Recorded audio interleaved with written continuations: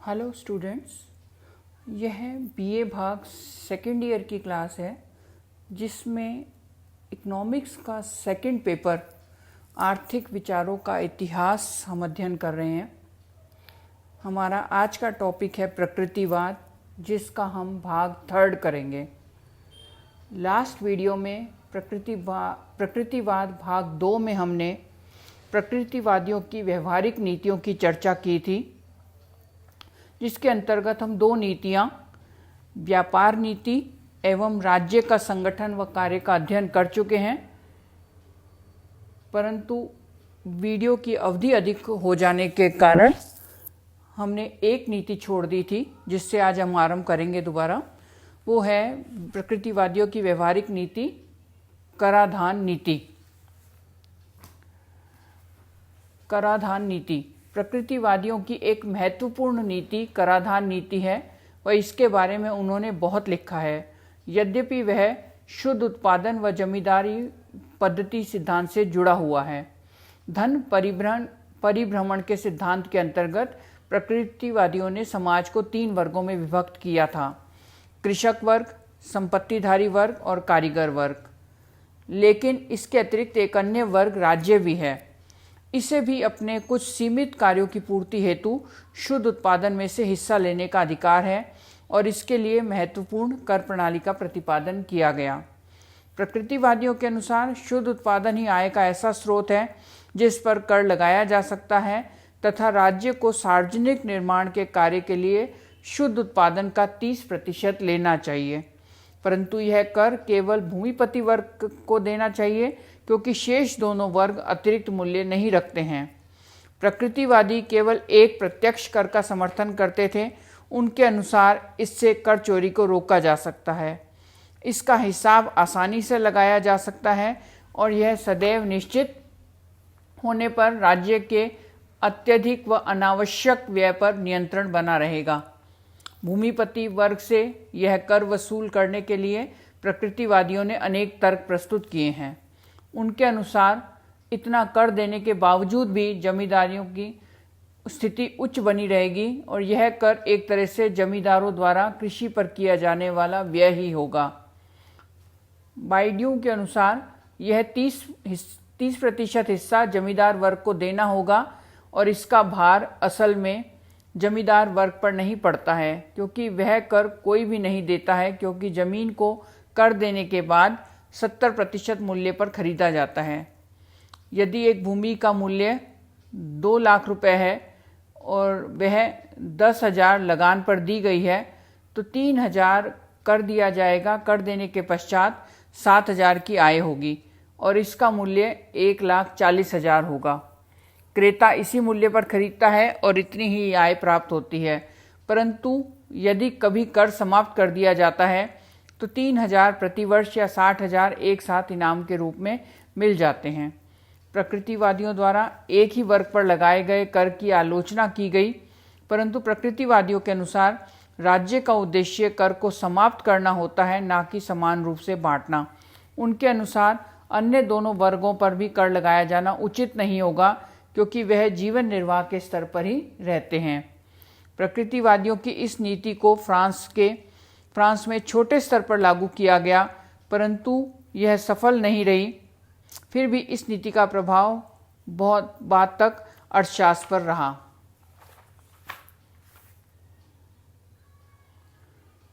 प्रकृतिवादी नीतियों की आलोचना। प्रकृतिवादियों की अपनी नीतियों के कारण यद्यपि कटु आलोचना की गई, परंतु इनकी नीतियां फ्रांस में उस समय वणिकवादियों की नीतियों के प्रतिक्रिया स्वरूप उत्पन्न हुई थी। इस कारण तात्कालिक परिस्थितियों में उचित प्रतीत होती हैं। इनकी नीतियों की आलोचना हम उनके सैद्धांतिक और व्यावहारिक आधार या योगदान के आधार पर कर सकते हैं। प्रोफेसर जीड एंड रिस्ट ने प्रकृतिवादियों के सैद्धांतिक और व्यावहारिक आधार इस प्रकार बताए हैं। सिद्धांतों के आधार: पहला है, हर सामाजिक कार्य किसी नियम के अधीन है और वैज्ञानिक अध्ययन का उद्देश्य इन्हीं नियमों की खोज करना है। दूसरा, प्रत्येक व्यक्ति अपने हित को समझता है और यदि उसको स्वतंत्र रहने दिया जाए तो वह सर्वाधिक लाभदायक स्थिति को खोज लेगा। तीसरा, पूर्ण प्रतियोगिता से बोन प्रिक्स स्थापित होती है और यह मूल्य सबके लिए लाभदायक होता है। नेक्स्ट, आय वितरण यद्यपि अपूर्ण था फिर भी गूढ़ था। भूमि के स्वामित्व के लिए दिए गए तर्क आज भी महत्वपूर्ण है। व्यवहारिक दृष्टिकोण में उनके विचार हम देखें तो पहला है जो प्रतिपादित किए गए श्रम की स्वतंत्रता, दूसरा देशी व विदेशी व्यापार स्वतंत्र होना, तीसरा राज्य के कार्य सीमित हैं और चौथा प्रत्यक्ष करों को अप्रत्यक्ष करों की अपेक्षा उत्तम सिद्ध करना। प्रकृतिवादियों के अनुसार यह प्रमुख आधार थे। इनके अनुसार सबसे बड़ी कमी यह है कि इन्होंने मूल्य के बारे में बहुत कम लिखा और वह भी अस्पष्ट था, तथा व्यापार व उद्योग को अनुत्पादक कहना अनुचित है। यद्यपि यह आलोचनाएं उचित लगती हैं, परंतु टर्गो जो एक प्रकृतिवादी थे उनके विचारों को जाने बिना इनकी समीक्षा पूर्ण नहीं हो सकती। टर्गो के अनुसार विभिन्न आवश्यकताओं के पदार्थों को एक व्यक्ति जो महत्व देता है वही उसका मूल्य है।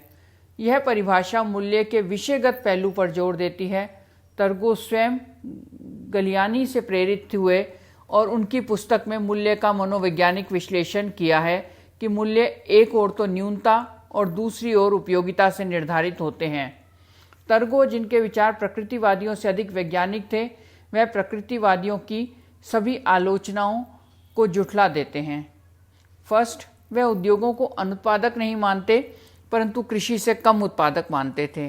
दूसरा, वह भू संपत्ति को ईश्वरीय संस्था नहीं मानते थे। उनके अनुसार यह पहले कब्जा करने वाली पद्धति पर आधारित है और उसकी सामाजिक उपयोगिता है। तीसरा, चल संपत्ति को महत्वपूर्ण मानते थे व ब्याज के औचित्य को उन्होंने सिद्ध किया। प्रकृतिवादियों के अनेक दोषों को कॉन्डिलॉक के विचारों से भी दूर किया जा सकता है जो टर्गो से प्रभावित थे। उनका अध्ययन अधिक वैज्ञानिक रीति से किया गया और मूल्य को शुरू से ही उपयोगिता पर आधारित माना गया। उत्पादन का अर्थ पदार्थ को नया रूप देना है। प्रकृतिवादियों की उत्पादन संबंधी भ्रांति को भी दूर करती है तथा उन्होंने मजदूरी के लोह सिद्धांत को नहीं माना था। टर्गो व कॉन्डिलॉक के वैज्ञानिक विचारों के बावजूद भी प्रकृतिवादियों के विचारों में कुछ विरोधाभास थे जो उनकी आलोचना के आधार थे। फर्स्ट है भौतिकवाद। सामाजिक संस्था प्राकृतिक व्यवस्था का परिणाम है। आदर्शवाद, यह सोचकर कि जो कुछ हम में प्राकृतिक स्थिति है ऐसा लगता है यह निर्माणकर्ता की सामान्य योजना है। तर्कवाद, तर्क से यह सिद्ध होता है कि केवल प्राकृतिक नियमों के कारण ही प्राकृतिक कारण व परिणाम एक दूसरे से संबंध है। तर्क से इन्हें जाना जाता है। दूसरी ओर धार्मिक तत्व के बारे में उन्होंने कहा प्राकृतिक नियम स्पष्ट रूप से रचयिता का संकल्प है। थर्ड है सुखवाद। आर्थिक क्रिया की पूर्णता व्यय को अधिक से अधिक कम करके वो उपभोग अधिक करना है। दूसरा है स्नेहिल भावनाएं महत्वपूर्ण। मनुष्य के स्वभाव में विभिन्न भावनाएं अधिक महत्वपूर्ण हैं। एक अंतर था व्यक्तिवाद और राजतंत्रात्मक सरकारों में। व्यक्तिवाद के बारे में कहा सर्वोत्तम विकास के लिए व्यक्ति